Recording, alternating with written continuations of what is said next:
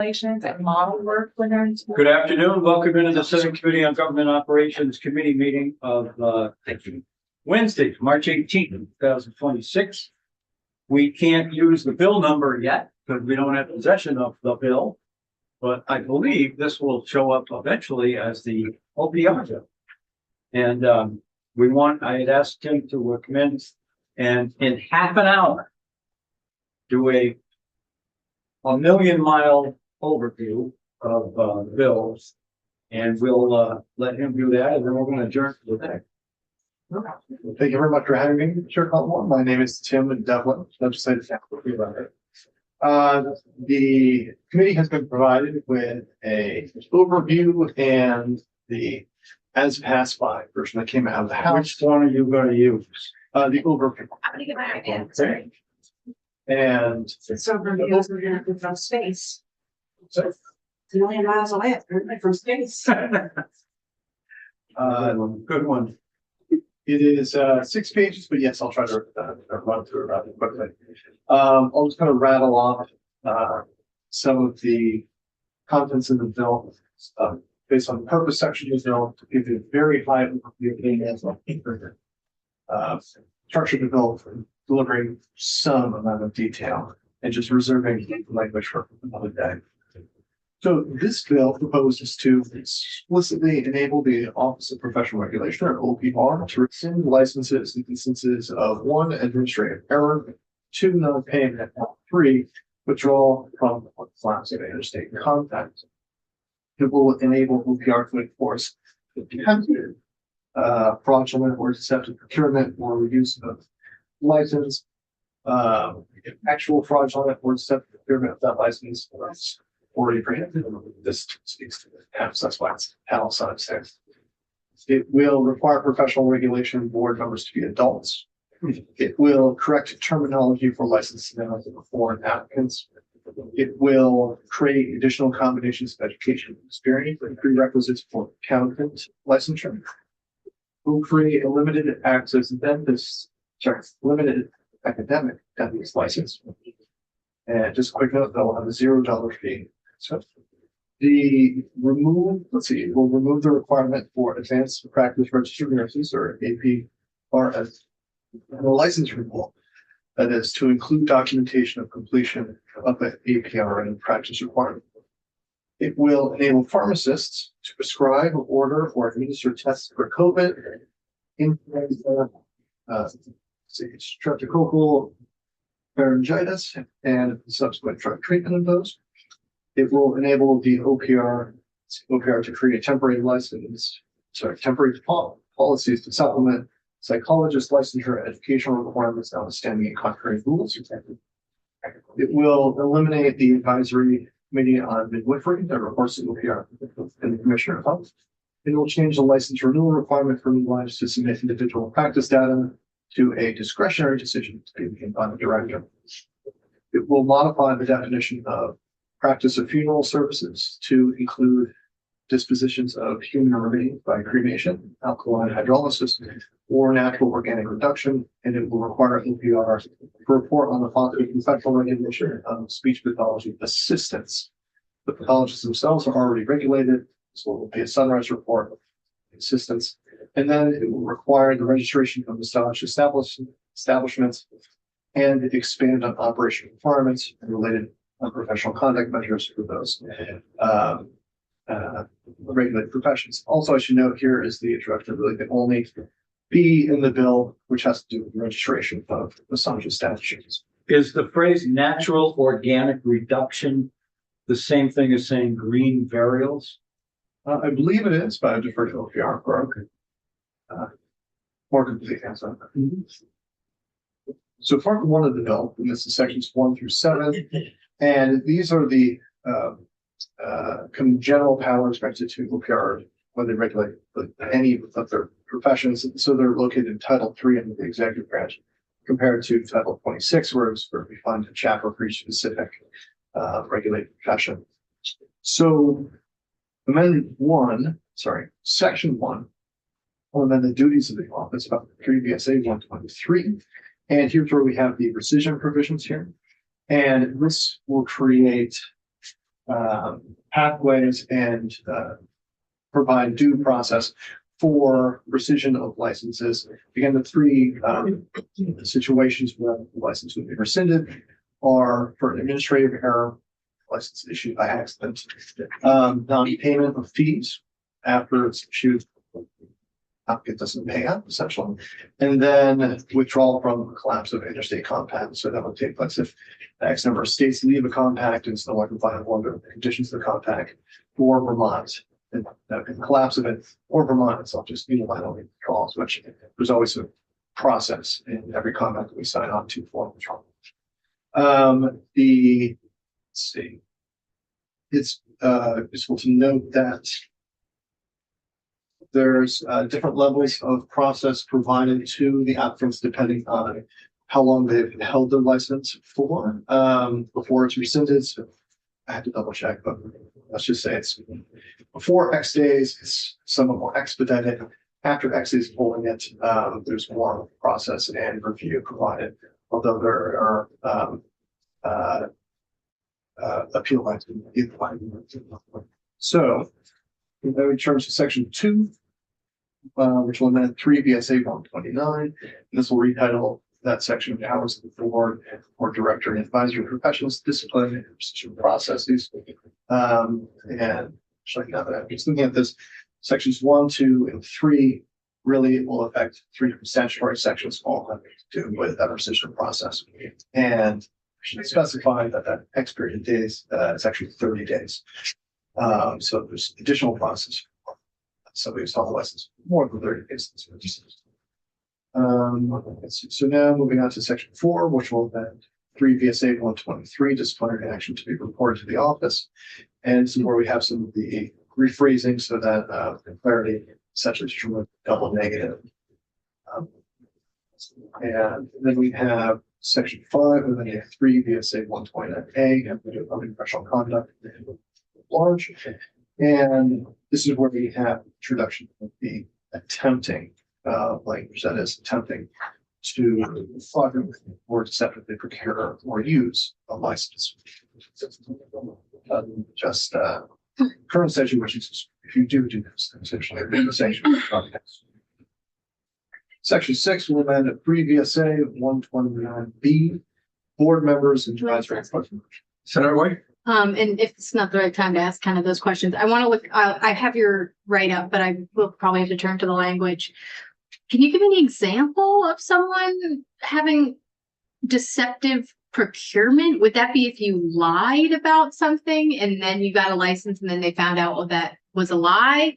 It could include. It could include that. Would it also include, like, if you printed out a fake license, like you, okay. And then I guess the last one would be if I thought that I was licensed, but somehow I had lapsed in my license. Like, let's say I just truly forgot, didn't realize, would you still, is that now, would I be attempting to do misconduct if I just was? That's a good question. It doesn't strike me as it would qualify for fraudulent or deceptive procurement or use. But I'd have to look at the exact. Okay.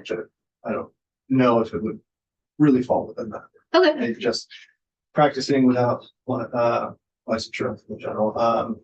But I should look at that. Okay. Yeah, that would just be one thing, but I appreciate that. It's good to know that those are what you need. Section 6 will amend 3 VSA 129B, and so that all board members must be adults by the age of majority, not 18. Section 7 will amend 3 VSA 137. This is the uniform process for foreign credential verification, and this has to do with license announced for foreign applicants, which will incorporate by cross-reference the standard license and procedures found in 3 VSA 129. Let's see. And then it's essentially just correct some language having to do with preliminary.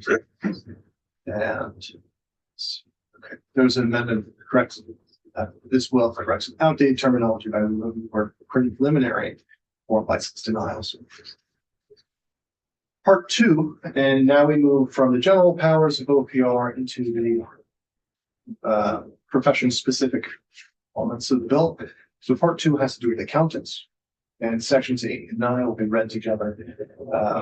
And are from another bill, H707, which is better for today's conversation, but it will.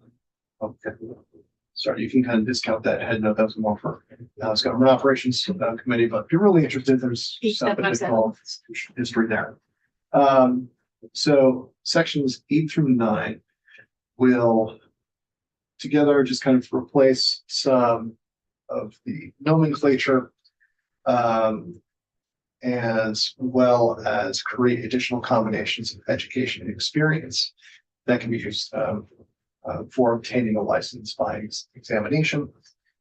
I'll just leave it at that for now. Part 3, we move on to dentists. This is sections 11 to 12 of the bill. So section 11 will create a new section to be titled Limited Academic Dentist License. This will create a limited academic dentist license through teaching and an accredited dental program under the general supervision of a fully licensed dentist.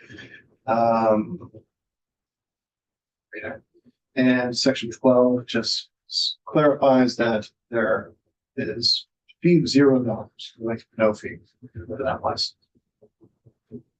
Part 4, we move on to funeral services. This is section 13 of the bill. This will amend 26 VSA 11, just definitions to change the definition of what constitutes the practice of funeral services to include now providing for the disposition of dead human bodies by cremation, alcohol hydrolysis, and or natural organic reduction. Next part of the bill has to do with APRNs, or Advanced Practice Registered Nurses, section 14, will amend 26 VSA 1614 renewals licenses and remove the requirement for advanced practice registered nurses. They do go to renew their license. Let's see, they would have had to include documentation for completing an APR practice requirement that is being removed. Let's see, pharmacists, section 14A. This will amend 26 VSA 20 to 23. And let's see, this has to do with enabling pharmacists to prescribe, order, or administer in their manner consistent with valid state protocols. Test for COVID-19, influenza, streptococcal pharyngitis, and subsequent drug treatment. As well. Then we have psychologists in section 15. This is a section of session law that will enable OPR to make temporary policies for a 3-year period regarding supplementation of educational requirements for psychologist licensure.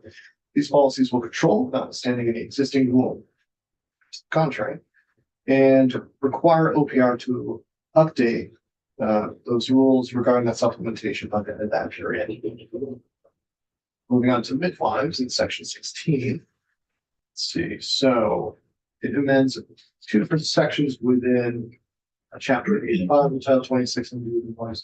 And first one had the directors and duties, where we license VSA 4185, which will dissolve the midwife advisory committee.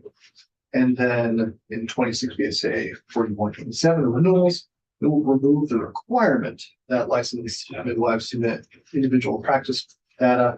It will make it a discretionary call to be made by the directors, whether that will be required. Moving on to speech language pathologist assistants, this is the Sunrise review. That OPR is charged with producing for those assistants. Again, the pathologists themselves are already being regulated. Moving on to massage therapists, body workers, and touch professionals. We have sections 18 through 19, although it's only 2 sections. There are amendments to the chapter itself, with numerous amendments being made to statutory sections within. So you can see this is majority of page 5, and then much of page 6 that we have an overview, and a substantial portion of the bill overall. These sections together namely require the registration of massage establishments. This is an existing modified definition here that a related place of business, and it will expand on the operational requirements and related professional conduct. Chair Caldwell, would you like me to go through these, or just okay? So section 18 will amend chapter 105 to 26 It's titled Massage Therapists, Body Workers, and Touch Professionals. For our conversation today, I'm just gonna truncate the list to just massage therapists, which is now that I'm speaking to all. First, we have a modification of the definition of establishment. It's 26 VSA 54.1. And so amend that definition, changing the meaning from place of business to a location where the practice is regularly engaged in. And it also removes the definition of place of business, which is redundant. So, Does changing that definition shift look to incorporate a larger scope of places? And what I'm wondering is like place of business, I would imagine like going to a spa or going, as opposed to like someone who provides massage therapy in their home.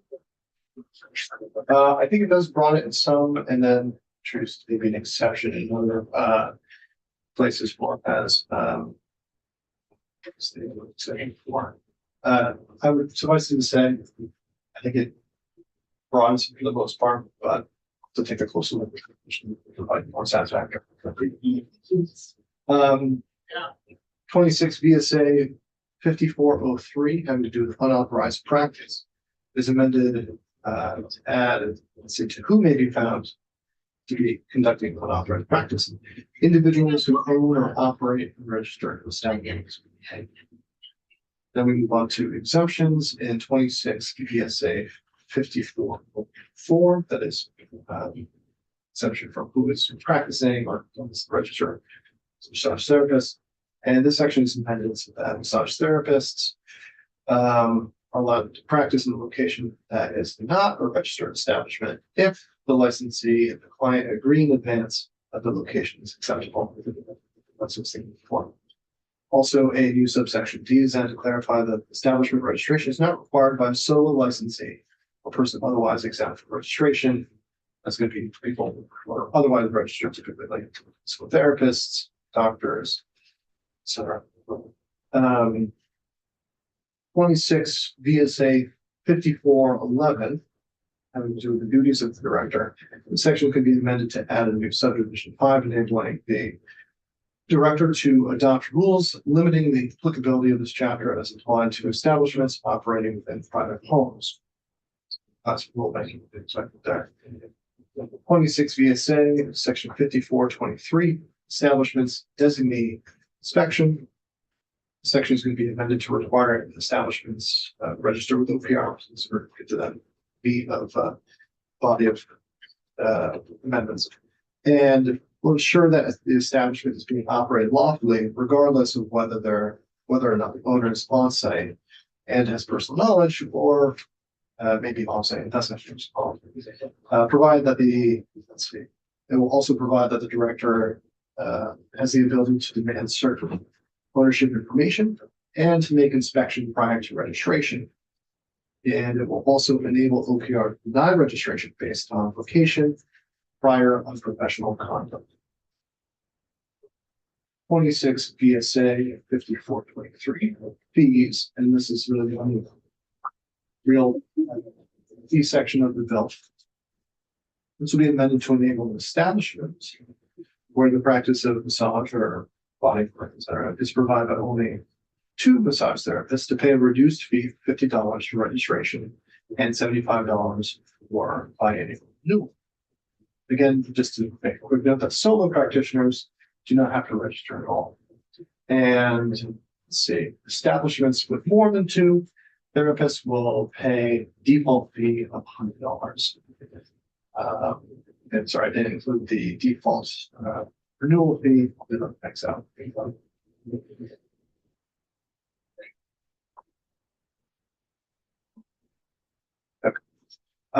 26 VSA 5426, we do the display of registration.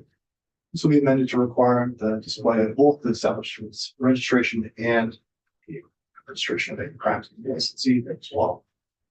26 VSA 5427, individual unprofessional conduct. And just a quick note, this is distinguished from the other section called unprofessional conduct in Title 3, which applies to their general authority across all professions. This is supplemental to that, and specific just to massage therapists. This will be amended to add to what constitutes unprofessional conduct and would now include engaging with the client in sexual conduct as defined in the criminal statute 13 VSA 2821. And this is under the that's just definition that's borrowed from sexual exploitation of children. It's what is conduct. See, now we move on to section 18A, and this will amend 3 VSA 125. This is the one fee language. Clarify that the registration fee is $90 per massage therapist and adds a reduced registration fee for practice of massage or practice of body work.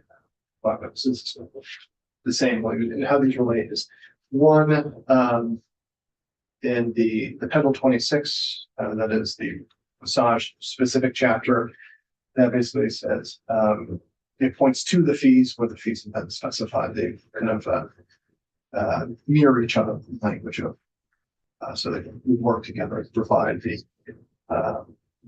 regular, then essentially discounted fee structure we have for the registration of massage therapists and establishments. Section 19 will amend 13 VSA 2638, immunity from liability.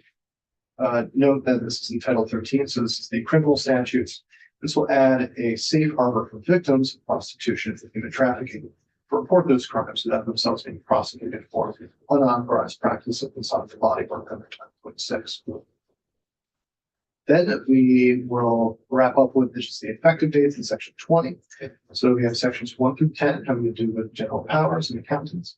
Sections 13 through 17, which includes funeral services, APRNs, psychologists, midwives, speech language pathologists. Those will all take place upon passage. Sections 11 and 12 have to do with that new academic dentist licensure. That will take effect on September 1st, 2026. And then finally, section 18, massage therapists will see, and section 19, companion to criminal immunity from liability, that safe harbor provision. Those will take effect on December 1st, 2026. That is as quick as I can right now. Okay, good job. Thanks. Did Representative Nugent report the bill on the floor? She did, yes, okay, great. We'll have her come in at some point, once we get the bill. And we also don't have the bill that we're looking at tomorrow with the county and regional government study. It does have a number, but we don't have it yet, so we can't put it on the agenda. I'm not sure why that's a rule, but it's a rule. Okay, any questions for Attorney Governor? Better way? So you followed the bill in the House. Were there any other key pieces that were talked about that were taken out? Did the floor vote? Were there any amendments? Was there anything of note that happened on the House side related to different provisions? Or did they say, I feel like I've heard it in this room more than I have ever before. So I bet they're saying it in the House too. But flags that are, well, they're going to clean that up on the other side. Oh, So did you get any flags of that nature? Like many omnibus bills, there's a lot of evolution. This one went through at least, I can say there were 6 versions of it. Oh, Many other, okay. Maybe a bigger Drafts. question than I should recognize. but I can take a look at old overviews and kind of check. Okay. Like green text. we should ask Stacy too. Yeah, I mean, I might save that question. I had not realized it was that changed. Say more was added Okay. and subtracted as different bills were kind of merged into it. And then I think some pharmacists disappeared and then came back. Then pharmacists are added. Kind of, that's not the top of my head. Okay. But- Well, I'll save that question for Kate as Yeah. well. So the only fee, well, there's a 0 fee for the academic dentist. The only fee that was new Well, let me ask it a different way. Were there any fees that were increased? There was the establishment, massage establishment, That's a new new one. one, and then But did anything go from like $20 to $200? I don't believe so. I think there's a new reduced one, Oh, that's for good. establishments as well. I think I have to check with OPR, I think bill language to see if it was also reduced for practitioners themselves. I can't, I have to look that up. Aside from that, I don't think it was increase. Okay. I know in the past, if there was a significant difference in fees, it ran the risk of not getting the governor to sign on when the bill left both chambers. So it would appear, based on what you're saying, that that would not be at risk. This seems more policy driven than it is anything else. And we can have debate about whether we think that it's a good policy or a bad policy, but I'm glad bottom line is glad that there aren't significant fee increases or the addition of new fees, because that would make passage of this even more challenging. And I should clarify the statement you just made. Massage establishments are the only new ones, and then there's a reduced rate for some of those. The massage therapists themselves are paying the same fee. What's noteworthy is that there's been kind of a reorganization so that they now will appear under the application for registration rather than the application for licensure or certification, because these individuals are registered, not licensed or certified. So that was just kind of some housekeeping there. But so it will appear as if it's new, it's underlined, so it's actually struck through on page, reminded in one of the amendments, and then essentially reorganized to a different section. It's not new. They may appear in some. So I don't know whether we should have you back tomorrow, because it did not get referred to us today. So I don't know when we're gonna be, maybe Friday. Right now, the only thing Friday is to look at the technical corrections bill. Guess what? That doesn't have a number either. So we're in a position here in the committee where we don't have anything else kind of to do except look at House bills that are coming across. Oh, Senator White. Well, I just wanted to know, I don't think for this OPR bill, there's anything on our wall that that would be germane to stick on it, but I cannot read, but I'm not looking for anything either. but I do think there is one or two that would be relevant to some bills that are coming our way that I would like to talk about. So I don't know if if there's a time for reviving bills that are germane, when you would like to have those conversations as well. Or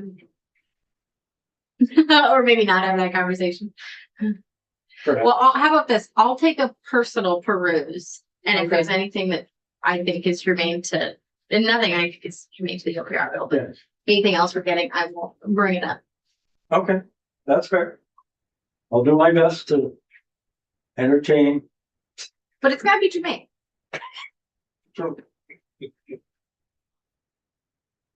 Okay, thank you, Tim. We'll have to let you know when we can actually talk about it. That's good.